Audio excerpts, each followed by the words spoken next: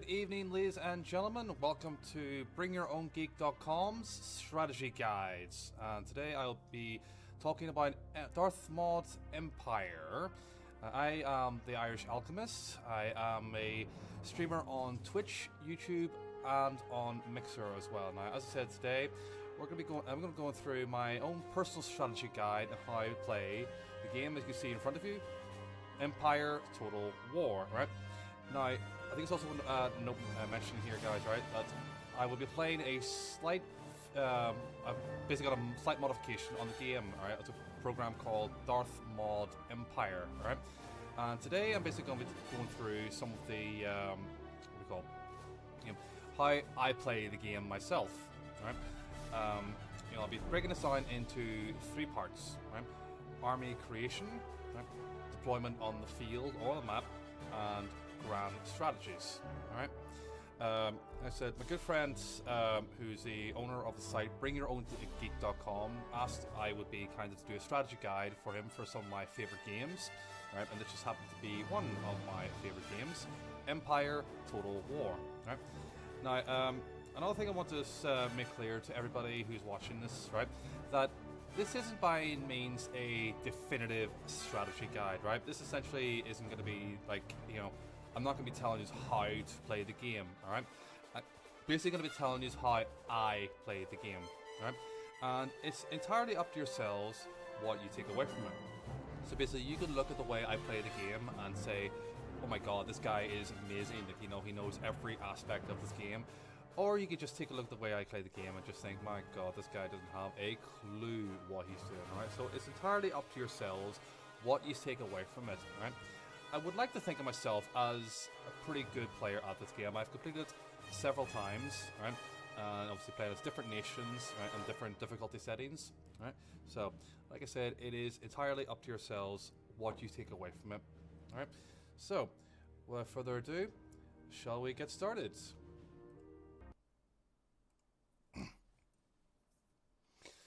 Okay, guys, so we're gonna get things rolling here. Now, what I'm going to do is, first of all, I'm going to get us started, right, on the campaign that I, in fact, have been playing for a little while, okay? Now, like I said, the first part of this we're going to be breaking down is we're going to be talking about army creation, all right?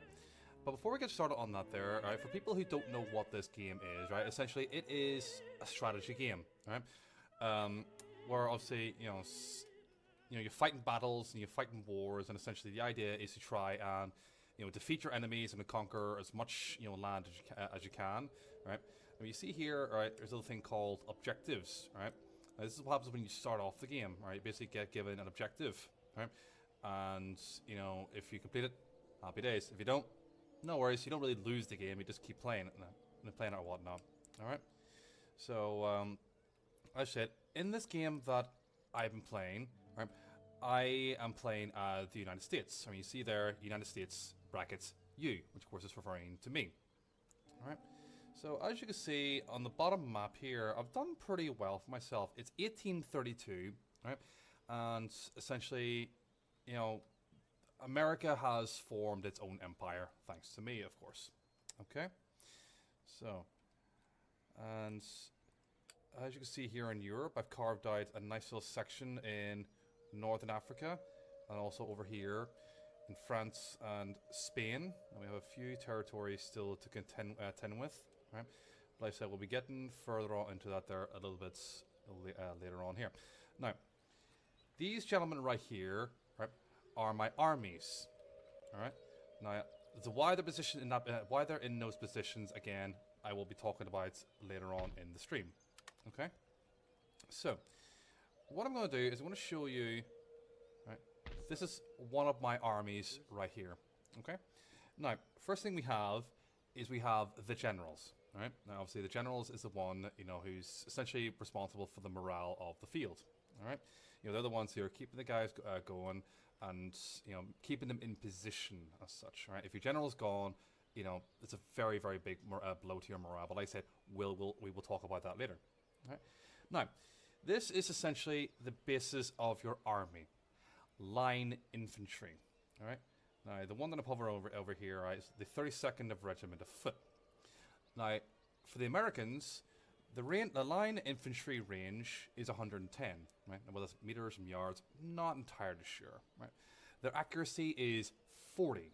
Right? Melee attacks are 6. Basically melee is, as I say, when they're, charged in the battle. Melee defense, right, is essentially how well they could stand up to a melee attack coming at them, which in this case is pretty good. And the morale, which is very important, morale is 7, right? That is essentially, near enough an average for a lot of nations, right? And I also want to point out, right, as I said, I'll be talking about my American army, right? I have, I do know of other nations and what they're like, right? But I'm going to be talking about America. America is actually one of my favorite nations to play as, right? And like I said, I'll explain to you in a minute why that is. All right. So, as you can see here, all right, see this little yellow bar here? This essentially is how full your army can get. All right. Now, I suppose you sort of figured out, right, that I can essentially have an extra 1, 2, 3, 4, 5, 6, 7, 8, 9. An extra 9 regiments or battalions, whichever you want to call them. Right? I can have those also added to this army to make it even more powerful, even stronger. Right?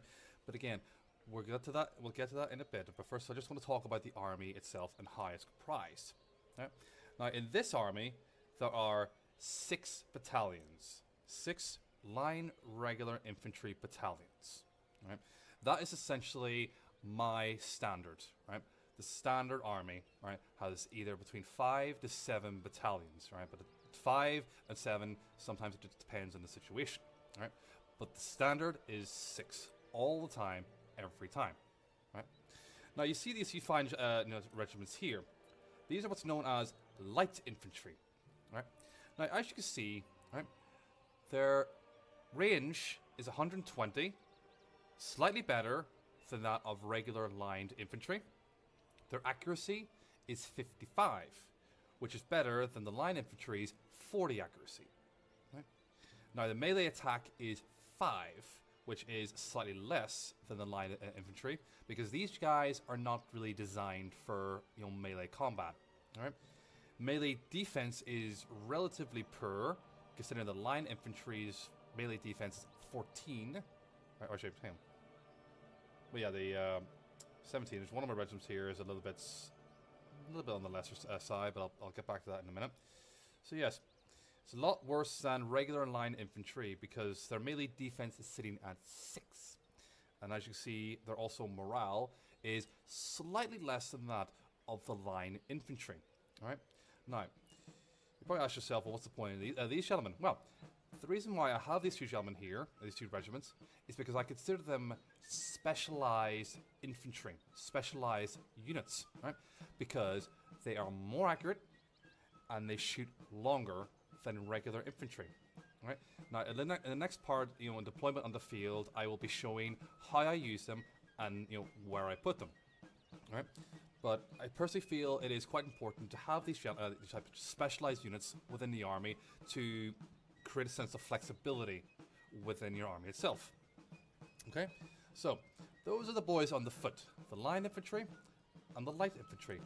Now yes, as I said, I did notice there was one of my regiments is slightly different than the other ones. That sometimes does happen. I must have gotten them from somewhere else, or maybe it's due to the fact that these regiments here are promoted, but this one is not. Right? Which is another thing to note as well. Some of my regiments here, right, they are veterans. They are experienced. All right. So again, we'll be talking about that in a little bit. So I've talked about the line infantry and the light infantry and the general. Now we move to the cavalry. All right. Now these are again 2 cavalry regiments for every army. Right. And again, when it comes to field deployments, I will be showing you where I put these men and how they're used. As you can see here, melee attack is 11. Charge bonus, which essentially is, how much, how good, their charge is, which is essentially what cavalry do. They charge and they break lines. Right? The charge bonus is 12.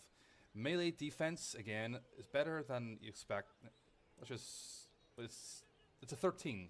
It's a 13, right? Because, well, So, guys, well, I don't think I remember here, guys. Is I've never actually really looked at these. You know, I just basically know what's good and what's not good, right? Based on the way I play, not the way I how to use them. Not so much their statistics or whatnot.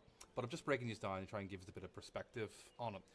And the morale is 7, right? Sort of the same thing as our lines, troops, right? Now, this is essentially as I said, a standard, right? There will be slight variations that I would have, such as this one, right? Now, unfortunately, I don't have 2 specialized units here, but what I do have is 7 regiments, right? 7 battalions. They're sort of trying to make up the shortfall by the fact that I don't have any specialized units in this army. But I also have, instead in this army, I had Regiment of Horse, aka Cavalry. In this one, I have Light Dragoons, right? Now, Dragoons are like horse archers. They have guns and they fire from their horses, which is very, very, very valuable. But again, maybe later on in the video, I'll get the chance to show you how useful these men can be. Now, as you can see, right, their range is actually better than that of line infantry. Not to mention their accuracy is even better. But another reason why I use these men, right, is not only can they shoot, they also have the option to use melee, right? They can actually, use swords as well. Again, we'll be talking about that a little bit later on. So melee defense is 11, right? But the morale is quite low, right? So I'd imagine that essentially is the trade-off, right? Because they're so good, at shooting, right, that there has to be some kind of a trade-off. So unfortunately, the morale is not very good, unlike regular cavalry, whose bonus is 7, right? So here we have another specialized unit known as the Republican Guard, right? So again, there's same range as line infantry, right? As you see, 110, right? But their accuracy is better. It's a 50. Melee attacks are much, much better because they're a 9. Defense is also better at 18. And the morale is very, very high at 11. They are essentially the elite. They are the best what you can get. Right? Now, Your humble servant. And here we have another one. Grenadiers. Alright. These are also as in the Army's specialized units. This Army's specialized units. Alright. So is it again? Same range, slightly better accuracy. Right? Melee attacks, defense, and morale are all better than that of line infantry. Now, another reason why I like to use America so much, right, is because I feel that they have the widest range of specialized units, right? They have the widest range, right? Now, as you can see here, we have Continental Marines, right? They have a decent range, good accuracy, right? And the morale is very, very high. So they are considered specialized units, or I would call specialized units. Again, they have the Republican Guard, Grenadiers, long riflemen, right? I like these guys. These are very, very good long rangers, right? 170 they have, right? The 1st Pennsylvania Rifles, Rangers, Provincial Scouts, and different type of Rangers, and as again the Colonial Lights, right? So this country has a lot of specialized units that I can pick and choose, right? So that's one of the reasons why I like to have, why I like to use America, right? So that's the regular armies, all right? That's the bog standard. Now we're going to go for something a little bit different, right? Now the army that I've chosen right here, all right? These are militia men, right? Militias, right? Now militias are essentially, men who have arms. It says right here, musket armed troops recruited to defend their own locality, not carry the enemy in the fight to an enemy's land, right? And that is exactly what I use them for, right? I use them for city defense, right? Now, there's one of Minutemen. We'll get to them, don't you worry, right? Now here is the island of Corsica, all right? Now my population is relatively happy, so there's really no need to station an army in that place, right? Because my usual line armies, right? These are the men I use for conquest, right? These are the men I use for defense. Now the likelihood is that someone's going to come along and try and take this island is highly, highly remote. I mean, I don't even think I should even post an army there. There's really not much point. All right, right. But here, all right, is the militia. All right. Now militia, you know, have the same range as regular line infantry, but they're much, much less inaccurate. They have very, very poor melee attack. The melee defense is not much better, and the morale is very, very low. All right. I mean, back in the old days, whenever, you know, people like in the American Revolution, right, militia would only really hang about for 1 or 2 shots, and then by the time the second shot's fired, either you're more likely against them, you know, they're gone. They're really no good in a pitched battle, but they are very, very good for defense. Now, a secondary, you know, militia force, I basically use the second best of the cavalry, right? Now, as you can see here, provincial cavalry, right? Their melee attack is less than that of, you know, regular cavalry. I mean, essentially, all stats, right, are less than that of regular cavalry, and the morale is 5, right? But again, as I say, guys, these guys are not an attacking force, right? So their primarily, you know, main use is defense, right? As you can see here, in Naples, also, we have a militia force, right? Now, that's the line infantry and the militia forces. Now, we're going to move into my third favorite, and quite frankly, actually, one of my favorite types of armies, Minutemen, right? Now, for a little bit of a history lesson, right? The Minutemen were essentially a force that were in use during the the early days of America.